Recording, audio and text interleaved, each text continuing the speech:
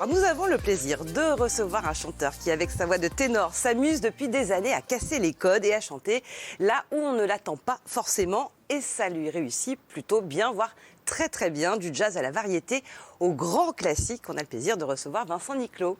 Bonsoir. C'est un Merci d'être bonsoir. avec nous. Voilà, le ténor est sur le plateau, auteur, compositeur, interprète. Vous voici avec une nouvelle édition de l'album Espéranto avec les prêtres orthodoxes. Comme toujours avec vous, pas de surprise, c'est un succès. Disque d'or, alors on va le dire vraiment, c'est bientôt disque de platine. C'est vrai que je remercie le public de nous accompagner encore dans cette nouvel opus qui est venu un peu par hasard, comme ça. C'est le fruit d'une rencontre improbable, un soir où vous À la écoutez, télé. je crois, d'une oreille distraite C'est The ça. Voice. J'étais à la cuisine, j'entends ces voix qui viennent de The Voice, en fait. Et là, j'arrête tout, je vais dedans et je m'aperçois que ce sont 5 prêtres orthodoxes. Donc j'ai tout de suite appelé pour travailler Parce que avec eux. alors, les jurés ne se sont pas retournés vers Non. eux. Mais vous, oui. Oui. Moi, je me suis carrément arrêté. J'étais devant mon poste comme ça. Tout de suite, j'ai appelé. Je veux travailler avec eux. Qu'est-ce qu'ils n'ont pas vu, les juges, que vous avez entendu ce jour-là? Non, je crois qu'ils ont été interpellés par leur voix, mais vous avez pu le constater dans The Voice, déjà, à des trios, ils ont du mal, parce que c'est dur de travailler 3 voix en coaching. Et là, je peux vous dire, je sors de 5 voix, c'est compliqué. Oui, c'est la polyphonie. Et donc, travailler 5 voix en même temps dans The Voice, c'est compliqué. Alors, il y a Denis, Pierre, Arthur, Irénée et Vladimir. Vous vous êtes pris vraiment comment pour les rencontrer? Vous avez contacté leur agent? Oui, c'est ça. Et puis, la rencontre s'est faite comment? Elle s'est faite où? Mon agent a appelé leur agent, on s'est vu très rapidement et puis j'avais envie de les connaître pour voir si on pouvait... l'humain est très important dans des aventures comme ça. On sait qu'on va se côtoyer pendant des mois. Il fallait que le courant passe. Je savais que leur voix était fabuleuse et j'avais surtout envie de savoir s'ils voulaient partir avec moi dans cette aventure. Parce qu'après tout, ils sont des prêtres et je me disais, voilà, est-ce qu'ils veulent vraiment? Alors je savais qu'ils préparaient aussi de leur côté quelque chose. Je me suis dit, il y a une possibilité. Et finalement, ils ont dit oui. Ils vous ont imposé des contraintes ou une liturgie particulière? Pas du tout, en fait, ils ont été Vous avez parlé vraiment religion cool. avec eux? Ah bien sûr. Ah, quand même. Mais ça c'était après. Après Ça, Au on départ, va y venir, ouais. c'est pas un disque sur la religion. Non, bien Je sûr, trouve mais qu'ils enfin, sont quand on passe prêtres, du mais temps avec des prêtres, on a envie de parler du bon Dieu, quoi. c'est vrai, mais on en a parlé très ouvertement dans plein d'émissions. J'ai même été rédacteur en chef d'un magazine qui s'appelle Jésus. Oui, Donc, au départ, quand on m'a proposé ça, je me suis dit mais non, parce que moi je ne représente pas du tout ça, je ne saurais même pas quoi dire. Et en fait, on s'aperçoit que finalement le magazine parle de, en fait, Jésus est dans tout, dans l'art, dans la cuisine, dans le magazine, c'est bien résumé. Et en fait, inconsciemment, j'étais finalement toujours immergé dans ce monde-là, sans le savoir. Et vous aussi, sans le savoir, vous êtes, vous savez, tout ce qui est au niveau des signes de croix. Enfin, il y a toute cette imagerie autour, et iconographie autour de Jésus qui est très très présente. Mais moi, c'était pas ça. Moi, j'avais entendu des voix. Je le dis toujours, si j'avais été garagiste, j'aurais fait un album avec eux. J'ai été séduit par la polyphonie, en fait, et la magie qui sortait de leur voix. Après, quand j'ai su qu'ils étaient prêtres, je me suis dit, il y a peut-être un côté aussi comme ça. Qui relie au connecté. sacré, peut-être. En tout cas, c'est vrai que vous vous amusez à casser les codes. Et effectivement, il n'y avait aucune contrainte. La preuve, illustration avec ce clip. Puisque tu pars, j'aurais pu fermer, oublier toutes ces portes, te guider sur un simple geste, mais tu ne l'as pas fait. J'aurais pu donner tant d'amour et tant de force, mais tout ce que je pouvais, ça n'était pas encore assez. On est très loin de la messe, là, avec Jean-Jacques Goldman. C'est ça qui les a intéressés et moi, c'est ce qui m'a intéressé aussi. C'est-à-dire de mélanger 2 cultures, parce qu'il faut savoir qu'ils sont russes. Ils vivent en France, ils parlent très bien français, mais ils sont russes. On n'a pas la même religion, on n'a pas le même pays, on n'a pas la même culture, on n'a pas les mêmes codes. Mais c'est ça qui m'intéressait dans ce disque. Et j'aime mélanger tout, moi, dans la musique. Et ils m'ont suivi. La seule chose qu'ils m'ont demandé, c'est est-ce que tu pourrais reprendre avec nous un de nos airs orthodoxes? En slavon. En slavon, alors oui. Alors, expliquez-nous ce qu'est le slavon. Le slavon, c'est l'ancêtre en gros du russe, donc c'est pas facile. Hein. Mais ils m'ont coaché, là pour le coup, on s'est redonné, lancé la balle. Et Et puis j'ai adoré cette chanson et finalement c'est ma chanson préférée de l'album. Oui. Moi je les ai emmenés aussi vers un répertoire avec ceux qui m'avaient tendu la main dans ce métier comme Serge Lama avec Une île, Jean-Jacques Goldman que j'ai toujours apprécié, Daniel Lavoie pour Il On va les s'aime. entendre, hein, évidemment. Et au fil de l'émission. je voulais vraiment préciser qu'on leur a soumis à tous ces auteurs-compositeurs les versions et qu'ils ont tous validé. C'était important pour moi parce que j'avais pas envie qu'ils soient déçus par notre réinterprétation.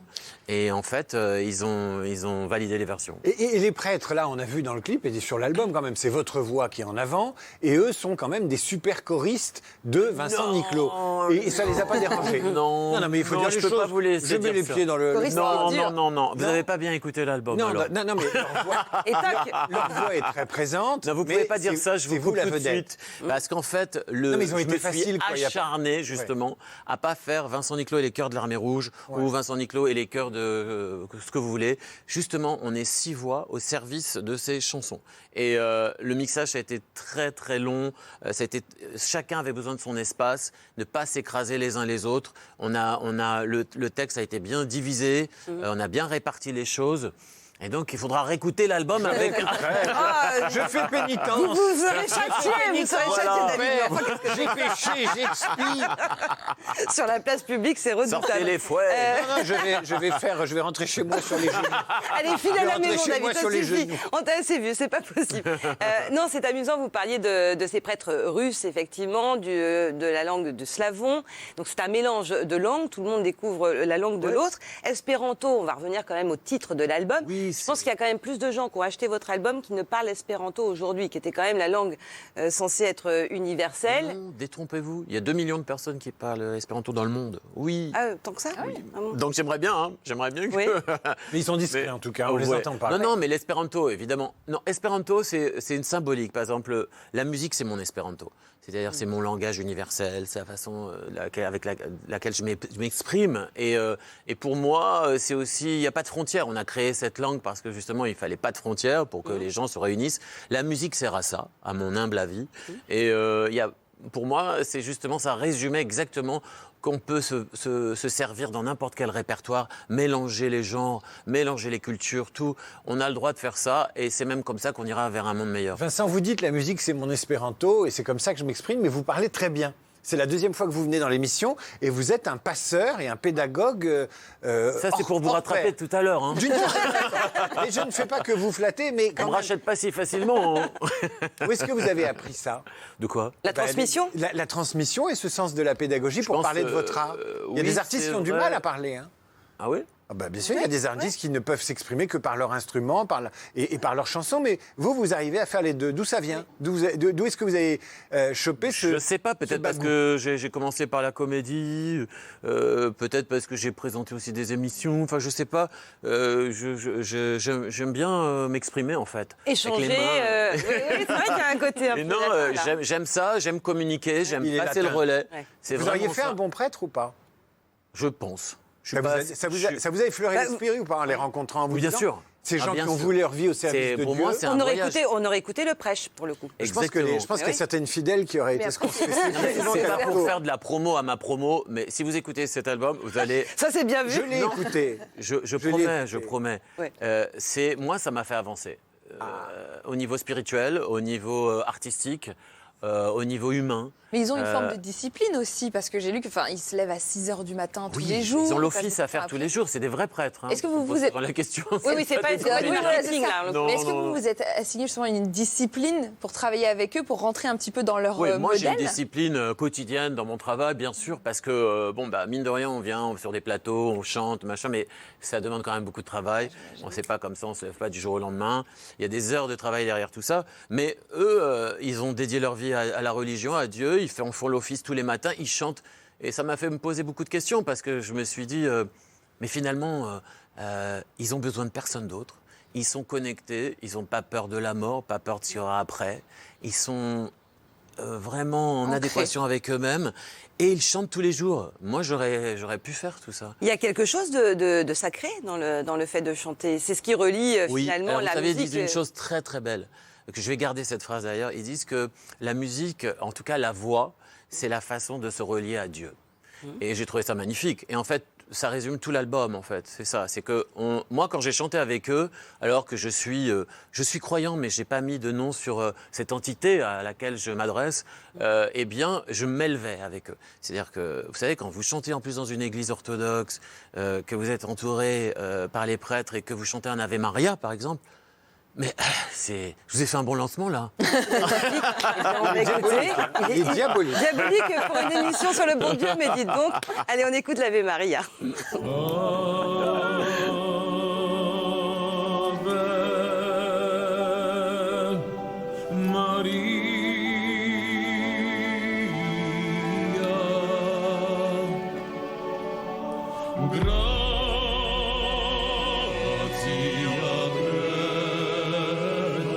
C'est l'heure de se recueillir.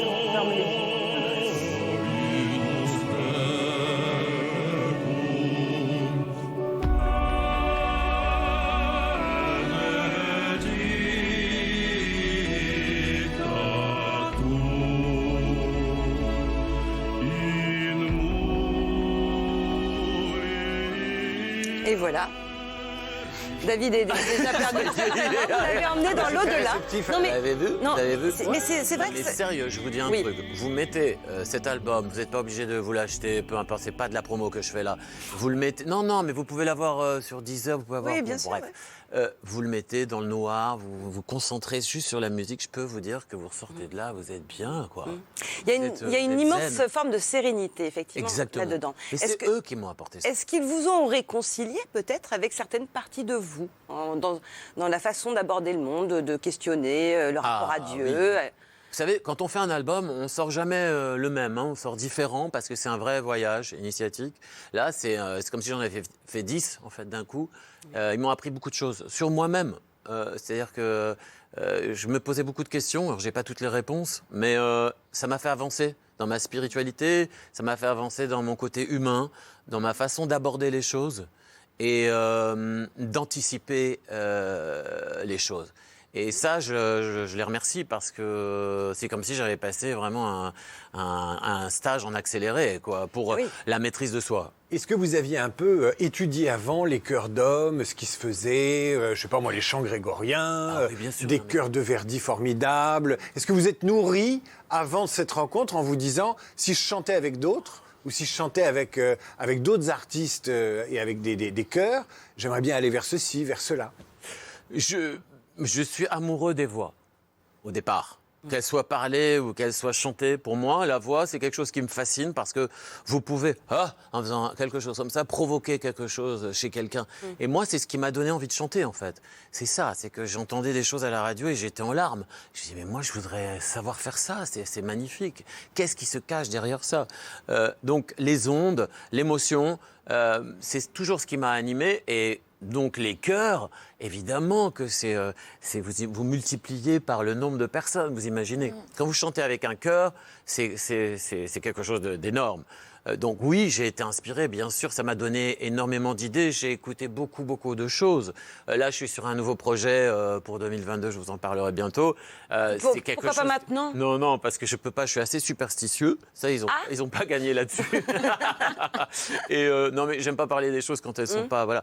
Mais et c'est pareil, ça va être très vocal, et ça me nourrit en fait ça. Moi, je suis dans une perpétuelle quête d'apprendre, de grandir, voilà. Et est-ce que justement ils vous ont fait grandir, enfin d'un point de vue vocal, est-ce qu'ils vous ont appris des techniques, Oui. des choses qui relèvent Oui, plutôt bien de la sûr. pratique religieuse savez, et que la vous voix, connaissiez pas? Ce qui est génial dans la voix, c'est que vous n'aurez pas assez d'une vie pour apprendre sur votre voix. C'est ça qui est passionnant dans la voix, c'est parce que elle vous mène par le bout du nez en fait. Elle fait ce qu'elle C'est veut. joliment dit, ça. Mais non, mais c'est vrai, elle fait ce qu'elle veut.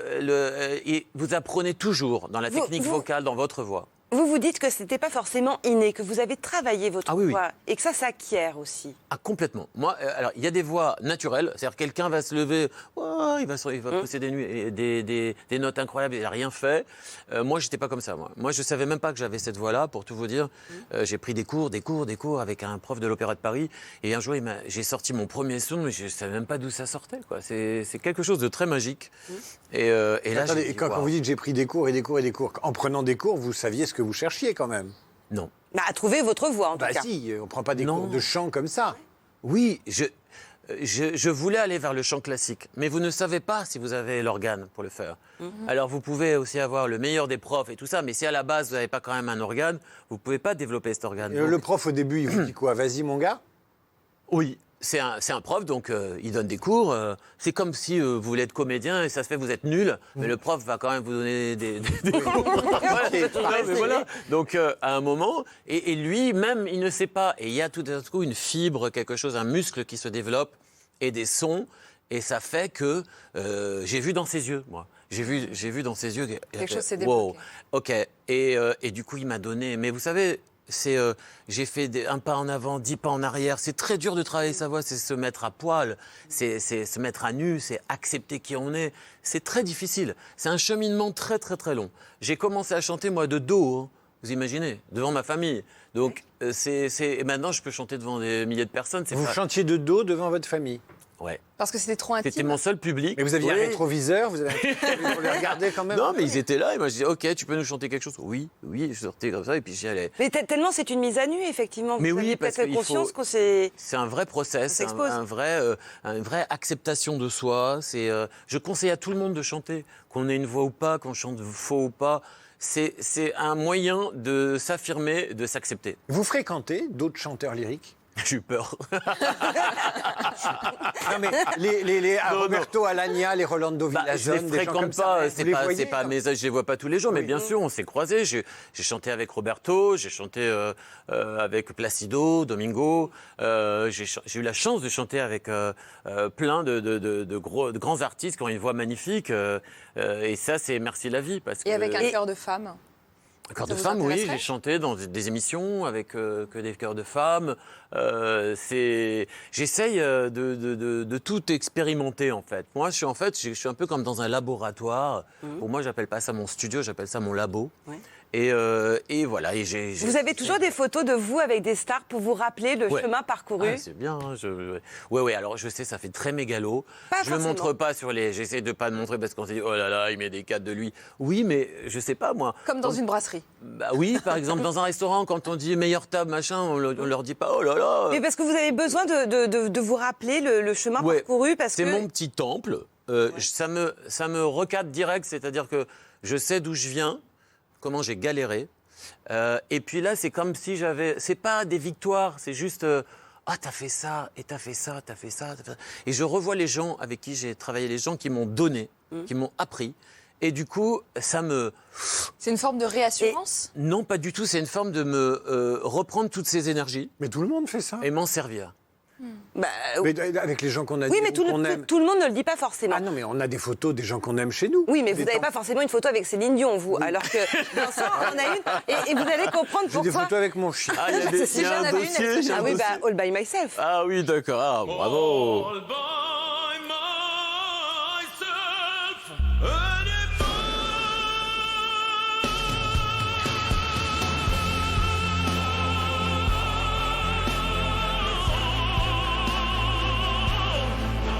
Voilà, paf, paf. Boum, bim, bam. Bon, c'est ça Bim, fait au bam. réveil, hein, je vous rassure.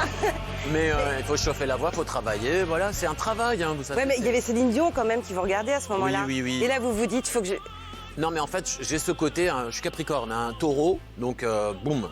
Donc on me dit un truc, j'y vais, puis au dernier moment, je réfléchis, et quand je me suis tourné vers elle pour faire la note, c'est là que je me suis dit, mais t'es un grand malade, mon gars, et voilà, et est-ce que ça va passer? C'est passé, mais je suis comme ça, moi, je suis un joueur. Si c'était pas passé, je pense que je me serais ridiculisé devant la France entière, et bah là, mon chemin aurait été Mais très différent. c'est passé. Mais j'aurais joué. Parmi les gens qui comptent beaucoup pour vous, il y a Serge Lama. Et d'ailleurs, il y a une reprise d'une de ses chansons. Qu'est-ce qu'il a de particulier, Serge Lama, pour qu'il y ait cette relation entre vous? Alors Serge Lama, ça relève presque de la psychothérapie en ce qui me concerne. Non mais parce que non mais je fais un transfert du papa. Il le C'est sait. vrai qu'il a quelque chose de paternel, Serge Ouais, Lama. et surtout il ressemble énormément à mon père. La voix, mon père est chanteur aussi. La voix, la corpulence, la façon d'être sur scène, cette assurance. Et quand je suis allé le voir en concert, j'ai été bouleversé parce que Votre père, il est l'impression chanteur lyrique aussi de- pas lyrique. Pas chanteur Et tout court. chanteur, ouais. Et du coup, j'ai fait un transfert. J'ai dit, mais c'est papa.